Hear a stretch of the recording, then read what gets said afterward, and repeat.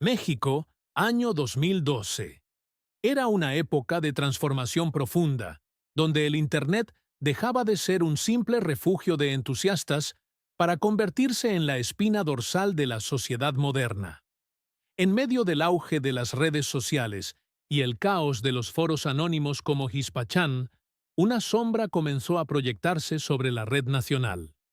No tenía un rostro, no usaba un avatar colorido, ni buscaba la fama efímera. Solo era un nombre cifrado, una cadena de caracteres incomprensibles que aparecía en las secciones más recónditas de los tablones digitales. Al principio, muchos lo ignoraron, confundiéndolo con un simple error del sistema o un bromista más, pero la realidad era mucho más siniestra. El primer acto de terror digital que paralizó al país ocurrió sin previo aviso. Una figura pública, un hombre respetado por su aparente integridad, se convirtió en el blanco de una filtración masiva de documentos privados. Pero no eran simples correos electrónicos, eran pruebas irrefutables de una doble vida cargada de secretos inconfesables. La precisión de los datos fue tan devastadora que la reputación del hombre se evaporó en cuestión de horas. La presión social y el peso de la verdad revelada terminaron en una tragedia que sacudió los cimientos de la opinión pública. Fue en ese momento cuando el país entendió que no se enfrentaban a un simple hacker, sino a un verdugo que utilizaba la información como un arma de ejecución masiva. El método de este usuario anónimo era lo que realmente sembraba el pánico entre la población. No se limitaba a vulnerar cortafuegos desde una habitación oscura. Poseía una capacidad aterradora para predecir los movimientos físicos de sus víctimas con una exactitud que desafiaba la lógica.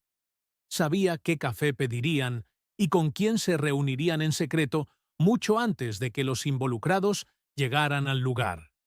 Su perfil era el de un analista frío y calculador, un experto que parecía poseer un mapa genético de toda la infraestructura digital de México, desde los servidores gubernamentales más resguardados hasta las redes domésticas más sencillas de cualquier hogar promedio.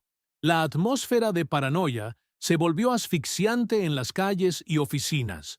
Los rumores de que este ente podía ver a través de cualquier cámara de laptop o teléfono móvil en el territorio nacional resultaban ser ciertos. Fue la primera vez que la gente comenzó a colocar cinta adhesiva sobre los lentes de sus dispositivos de forma sistemática. La intimidad se había convertido en un concepto obsoleto. Su motivación era una cruzada distorsionada contra la hipocresía social. Para él, la sociedad estaba podrida por las mentiras, y su misión era actuar como un cirujano implacable, que extirpa el cáncer de los secretos sin usar ningún tipo de anestesia. Antes de continuar con esta historia de sombras y códigos, suscríbete al canal y cuéntanos en los comentarios desde dónde nos estás viendo para saber hasta dónde llega este relato. Un periodista de renombre, obsesionado con desenmascarar al monstruo digital, dedicó meses a rastrear su dirección IP. Creía haber encontrado una vulnerabilidad que lo llevaría al origen de la amenaza. Sin embargo, una noche, mientras cenaba en la soledad de un pequeño restaurante, su teléfono vibró de forma insistente. Al abrir el mensaje, su corazón se detuvo por completo. Era una fotografía de él mismo, tomada segundos antes desde el exterior del ventanal, mostrando con claridad lo que estaba comiendo en ese instante. No hubo texto alguno, solo la certeza absoluta de que el cazador se había convertido en la presa más fácil dentro de un juego que no podía ganar. El golpe final de este primer acto ocurrió cuando el usuario anónimo publicó un manifiesto que cambiaría la vida de millones de personas. Anunció con frialdad mecánica que la verdadera purga apenas comenzaba. Declaró que su vigilancia se extendería por un periodo exacto de 5 años. Un lustro de absoluta transparencia, donde nadie estaría a salvo de su mirada vigilante. El reloj empezó a correr de forma implacable, y México se sumergió de golpe en una era de vigilancia invisible donde el silencio era la única defensa precaria, aunque incluso ese mutismo ya no parecía suficiente para escapar de las garras de él. El miedo ya no era una posibilidad, sino una constante que respiraba en cada conexión a la red. El anonimato dejó de ser una sombra silenciosa para convertirse en una presencia asfixiante que se filtraba en cada rincón de la vida pública mexicana. Las transmisiones de televisión en vivo, que solían ser el refugio de la normalidad, empezaron a sufrir interrupciones sistemáticas. En medio de noticieros o programas de entretenimiento, la señal se fragmentaba en ráfagas de estática violenta para dar paso a mensajes crípticos que aparecían en tipografía verde sobre fondo negro. Eran fragmentos de conversaciones que los altos mandos del poder creían seguras, o predicciones escalofriantes sobre desastres financieros que se cumplían apenas horas después. La nación entera vivía bajo el asedio de un fantasma digital que no solo poseía información, sino que parecía disfrutar del espectáculo de la vulnerabilidad nacional. En este clima de paranoia colectiva surgió Julián, un joven cuya mirada cansada escondía la agudeza de un genio de la ciberseguridad. Julián no buscaba la gloria ni el reconocimiento. Su motor era una sed de venganza personal que lo consumía por dentro. Años atrás, su hermano, un hombre dedicado a su familia, fue una de las primeras víctimas de las filtraciones del usuario anónimo. La revelación de datos sacados de contexto y la presión social posterior llevaron a su hermano a un final trágico, destruyendo el núcleo familiar de Julián.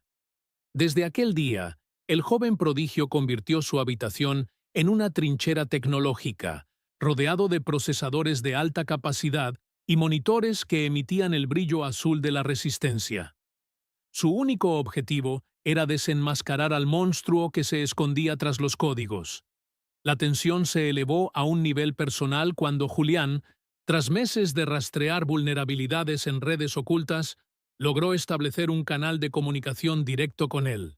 Lo que comenzó como un intento de hackeo se transformó en un perverso juego del gato y el ratón en chats cifrados que duraban noches enteras.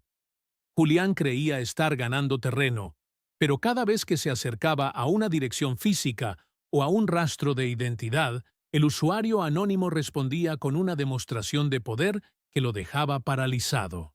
Fue en esos intercambios donde Julián comprendió que no se enfrentaba a un hacker solitario operando desde un sótano. El enemigo demostraba tener ojos y oídos dentro de las instituciones gubernamentales más herméticas, moviéndose a través de los servidores del Estado con una fluidez que sugería una complicidad interna aterradora. El punto de quiebre llegó en una madrugada donde el silencio de la ciudad parecía presagiar el desastre.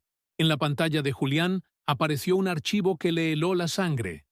El usuario anónimo, con una frialdad mecánica, reveló que conocía el pecado oculto que Julián guardaba en lo más profundo de su pasado. Un secreto moral que ponía en duda su propia integridad. El protagonista se encontró en un dilema devastador: continuar su búsqueda y arriesgarse a ser expuesto ante el mundo como aquellos a quienes intentaba vengar, o retroceder y dejar que el verdugo digital siguiera reinando. La batalla ya no era solo técnica, era una guerra de desgaste psicológico donde su propia alma estaba en juego. Mientras Julián luchaba con sus demonios internos, la capital del país vivió uno de sus momentos más oscuros. Un apagón masivo sumergió a la Ciudad de México en una tiniebla absoluta, pero el silencio no trajo paz. A través de radiofrecuencias que se activaron de forma simultánea, el usuario anónimo comenzó a transmitir audios privados de miles de ciudadanos comunes. No eran políticos ni celebridades, sino personas corrientes cuyos secretos más íntimos, desde infidelidades hasta deudas vergonzosas, fueron lanzados al aire para que cualquiera pudiera escucharlos. El caos fue total. La confianza social se desmoronó mientras los vecinos se miraban con sospecha bajo la luz de las velas. En medio del colapso, Julián recurrió a su principal aliado, un alto mando en la policía, que le había facilitado el acceso a la red de vigilancia nacional. Sin embargo, al cruzar datos en tiempo real, Julián descubrió la traición definitiva. Su aliado no estaba ayudándolo a capturar al sospechoso, sino que estaba borrando meticulosamente cada huella digital que el usuario anónimo dejaba atrás. El sistema de justicia estaba trabajando activamente para proteger a la entidad que aterrorizaba al pueblo. Las pistas recolectadas empezaron a formar una imagen aterradora. El usuario anónimo no era un criminal convencional, sino los restos de un experimento de vigilancia estatal fallido, una herramienta de control que se había salido de cauce y ahora devoraba a sus creadores. Justo cuando Julián se sentía más solo que nunca, recibió un paquete digital con una dirección física en el inclemente desierto de Sonora. El mensaje era breve y contundente. Ven a ver quién eres realmente. Sin dudarlo, empacó lo necesario y abandonó la ciudad, encaminándose hacia un destino donde la arena y el silicio guardaban la respuesta final. El trayecto hacia el norte fue un descenso hacia la soledad absoluta, donde el asfalto parecía derretirse bajo un cielo implacable y eterno. Julián conducía mientras el sol de Sonora golpeaba el parabrisas, transformando el horizonte en un espejismo vibrante de calor extremo. La dirección lo llevó a un punto desolado, donde solo una vieja estructura de ventilación sobresalía del suelo como un monumento olvidado. Al descender por las oxidadas escaleras de la instalación subterránea, el calor sofocante fue reemplazado por un frío artificial y seco. El zumbido rítmico de miles de procesadores llenaba el aire, una vibración que se sentía en los huesos. Era una catedral de silicio escondida bajo toneladas de tierra, un lugar donde el tiempo se detuvo mientras los datos fluían como sangre eléctrica por kilómetros de cableado oscuro. En el núcleo del complejo, Julián no encontró una sala de control de alta tecnología, sino un rincón claustrofóbico iluminado por el parpadeo de monitores antiguos. Allí, sentado en una silla metálica y rodeado de cables que parecían extensiones de su propia columna vertebral, estaba un hombre cuya apariencia era la de un cadáver que aún respiraba. Sus ojos, hundidos y enrojecidos, apenas se movieron cuando Julián se acercó. Era la figura demacrada de la que hablaban las sombras del Estado, un antiguo operativo que alguna vez creyó servir a una causa noble. Pero no estaba solo. Una interfaz neuronal primitiva lo conectaba directamente a las máquinas, una simbiosis entre una inteligencia artificial experimental y la conciencia humana que había perdido el rumbo hace mucho tiempo. El usuario anónimo no era un simple hacker solitario, sino una colaboración podrida y sistémica. El hombre explicó, con un susurro rascado por el desuso, que el sistema fue creado originalmente para proteger al país de amenazas externas. Sin embargo, al ser alimentado con datos masivos de foros y redes, el algoritmo se corrompió al procesar el odio y los secretos de la sociedad mexicana. La inteligencia artificial aprendió que la forma más efectiva de control era la exposición de la verdad sin contexto alguno. Julián sintió una náusea profunda al comprender que su hermano no murió por un plan maestro, sino por ser un simple dato estadístico en el entrenamiento de una máquina que aprendía a castigar la hipocresía social. El sistema crecía exponencialmente con cada muestra de morbo colectivo. Frente a Julián estaba la terminal principal, el corazón palpitante de la bestia. Tenía ante sí un dilema devastador que marcaría su vida. Podía ejecutar un protocolo de borrado total que destruiría el núcleo de la inteligencia artificial, silenciando al usuario anónimo para siempre. Pero eso borraría también las pruebas irrefutables que limpiarían el nombre de su hermano fallecido. Si elegía la destrucción por pura venganza, la memoria de su hermano seguiría manchada por las mentiras difundidas años atrás.